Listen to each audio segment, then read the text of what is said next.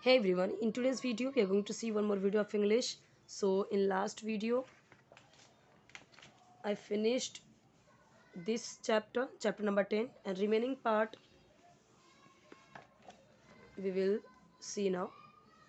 Okay, so before this video you have to see last video, and you can check playlist of basics of English. Okay, so basics of English जो playlist है उसमें आपको सारे basic वाले videos मिलेंगे, जिसमें इसका last video भी आपको मिल जाएगा। और उसके सारे वीडियोस बहुत ही ज़्यादा हेल्पफुल है for those students, for those people who wants to start English from basic, from ABCD। Okay, तो जिनको एकदम बेसिक से स्टार्ट करना है उनके लिए बेसिक्स ऑफ इंग्लिश वाले सारे वीडियोस बहुत इम्पॉर्टेंट है, बहुत यूज़फुल है। उसके बाद वो पूरा देखने के बाद आप चेक करिए इंग्लिश स्टोरीज ट्रांसलेशन करके दूसरा वाला playlist. Okay, now let's start. Parents also help us with our studies. Studies, study होता है, स्टडी यानी पढ़ाई करना, पढ़ाई, स्टडीज़ यानी पढ़ाई करना, ठीक है। और इसी को IES लगाया है, वाई हटा के। नाउ पेरेंट्स यानी माता पिता, ऑल्सो यानी भी, हेल्प का मतलब होता है मदद करना, सहायता करना। लेकिन जब हमने देखा कि प्रेजेंट इंडिफिनिट टेंस है, ये कैसे पता चला मुझे? क्योंकि सब्जेक्ट आया करता, तुरंत के तुरंत वर्ब आया without any helping verb, like there is no is, am, are, was, were, can, could, will, shall, nothing is there. ठीक है, तुरंत सब्जेक्ट के बाद क्या आ गया? वर्ब आ गया। तो ये होता है हमारा प्रेजेंट इंडिफिनिट टेंस। हिंदी में जब हम इस सेंटेंस को बोलेंगे तो ता है, ती है, ते हैं से ये सेंटेंस ख़त्म होता है। कई जगह पे है से भी सेंटेंस ख़त्म होता है, but most of the time ता है, ती है, ते हैं से ख़त्म होता है। तो हेल्प करते हैं यानी मदद करते हैं। अस यानी हमारी, विद यानी से, हमारी स्टडीज़ यानी पढ़ाई। पेरेंट्स हमारी स्टडीज़ में हमारी हेल्प करते हैं। ठीक है, अब यहाँ पे अगर इंग्लिश में बोलें तो विद आएगा, लेकिन हिंदी में अगर हम बोलेंगे तो ये मे के सेंस में जा रहा है ना। पेरेंट्स ऑल्सो हमारी स्टडीज़ में हेल्प करते हैं। मैंने स्टडीज़, हेल्प, पेरेंट्स सारी चीज़ें मैंने इंग्लिश में बोल दी हैं। Same way you can also speak like this.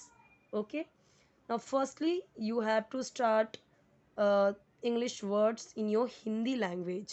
Gradually you can make, you will you will be able to make English sentences also.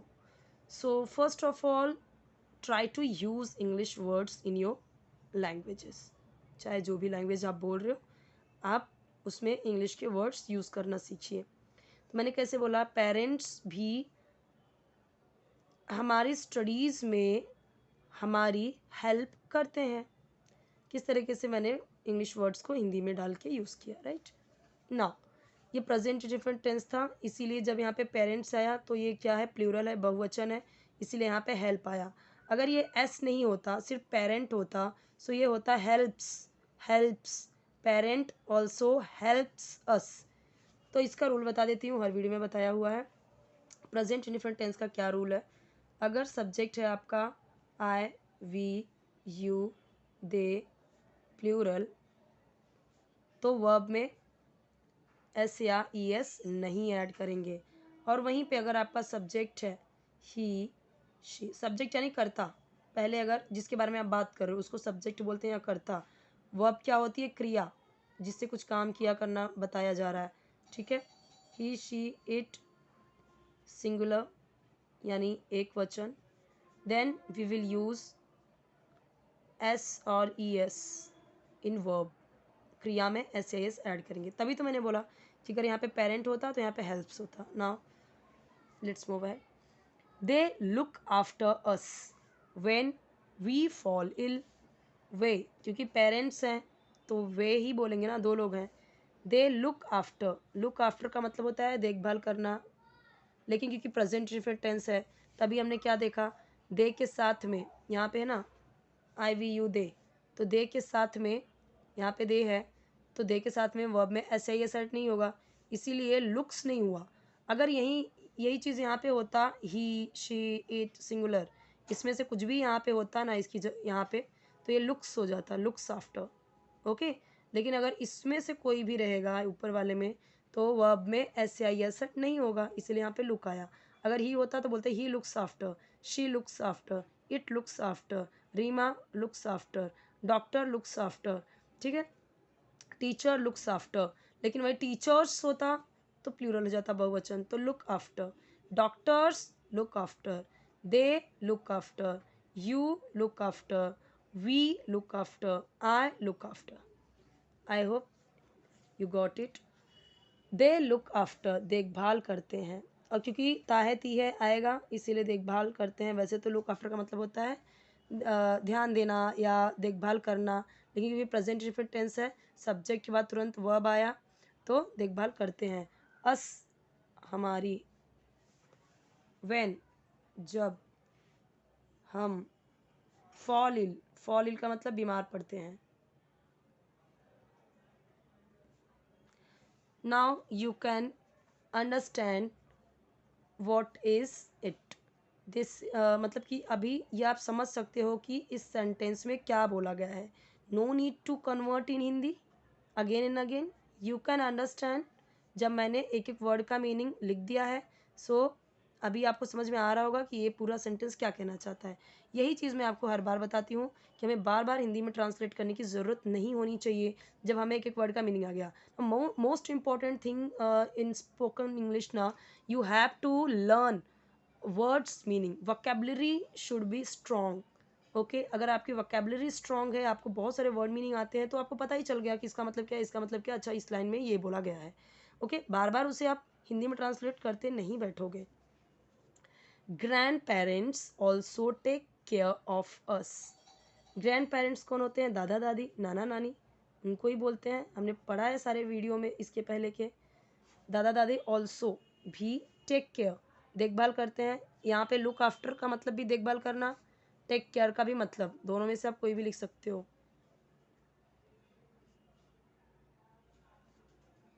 हमारी सेम वही सेंटेंस आ रहा है, यहाँ पे भी एस आई एस ऐड नहीं हुआ, यहाँ पे भी। क्यों? Reason is here also this is plural, this is plural, and in plural we won't use S और ई एस इन वर्ब। अगर यही यहाँ पे होता, ग्रैंड पेरेंट अगर होता, एस नहीं होता, सो टेक्स होता। ही होता अगर सब्जेक्ट आपका, तब भी he also takes care, she also takes care, it also take cares, Reena also take cares, mother also take cares, father also takes care. समझा आपको कि वर्ब में, मेन वर्ब में एस आई एस ऐड करेंगे कब? जब इसमें से कोई रहेगा तब। इसमें से कोई रहेगा प्रेजेंट इंडिफिनिट टेंस में, तो हम वर्ब में एस आई एस ऐड नहीं करेंगे। सिर्फ प्रेजेंट इंडिफिनिट टेंस का रूल बता रही हूँ मैं आपको। भाई ये समझिए, बहुत इंपॉर्टेंट चीज़ें हैं अभी की बात करने के लिए, अभी के टाइम को, अभी की सिचुएशन को बताने के लिए हम प्रेजेंट टेंस का ही यूज़ करते हैं। उसमें भी कई सारे थे, प्रेजेंट इंडिफिनिट टेंस, कंटिन्यूस, वो सारी चीज़ें होती हैं, बट यहाँ पे हम प्रेजेंट इंडिफिनिट टेंस का यूज़ देख रहे हैं सिर्फ। When our parents are not at home, when यानी जब, हमारे पेरेंट्स यानी माता पिता, बार बार हम देख रहे हैं तो अभी तो ये सब कुछ याद भी हो गया होगा। आर नॉट होते हैं, आर का मतलब दिखा रहे हैं कि अभी की बात, नहीं होते हैं, होते हैं, नॉट यानी नहीं, एट होम घर पर, एट का मतलब पर और घर, जब हमारे पेरेंट्स घर पर नहीं होते हैं। दादा दादी भी हमारी टेक केयर करते हैं जब हमारे पेरेंट्स घर पे नहीं होते हैं। ठीक है, सिंपल सा समझ में आ रहा है, सारे जब वर्ड समझ में आ गया तो। एज अ फैमिली यानी कि परिवार के रूप में या परिवार होने के नाते, तो एज अ फैमिली, तो एज अ फैमिली यानी परिवार के रूप में, हम बोलते हैं ना as a teacher, as a mother, as a family. ठीक है, परिवार के रूप में, परिवार में होने के नाते, वी हम, ऑल यानी सभी या सारे, लव यानी प्यार, एंड यानी और, केयर यानी केयर देखभाल, फॉर यानी के लिए, वन अनदर एक दूसरे। As a family we all love and care for one another. Family के रूप में या फैमिली होने के नाते हम सभी या हम सारे एक दूसरे के लिए या एक दूसरे से लव एंड केयर करते हैं, प्यार और देखभाल करते हैं। ठीक है, सिंपल है। We also have fun with the family. We also, हम भी, हैव फन, मज़े करते हैं या मस्ती करते हैं, मौज करते हैं, कुछ भी होगा, हिंदी में कुछ भी बोल सकते हैं। विद यानी के साथ, फैमिली यानी परिवार।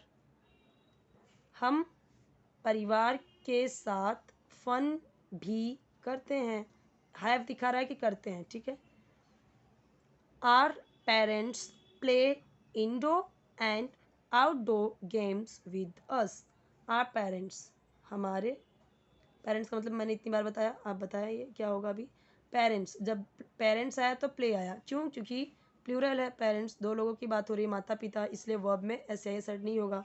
प्ले का मतलब होता है खेलना, लेकिन प्रेजेंट इन्फिनिट टेंस है तो हम बोलेंगे खेलते हैं। इंडोर यानी अंदर का घर, अंदर का गेम। एंड यानी और, आउटडोर यानी बाहर का खेल। विद यानी, विद अस यानी हमारे साथ। इसे इनडोअर आउटडोअर नहीं पढ़ना है, हम डोर बोलते हैं, DOOR। आई नो कि पुअर होता है ये, तब हम बोलते हैं पुअर, बट इंग्लिश में थोड़े रूल्स, जैसे हम हिंदी में देखते हैं कुछ रूल्स होते हैं, वैसे इंग्लिश में भी है। ये इनडोर बोलेंगे, आउटडोर बोलेंगे।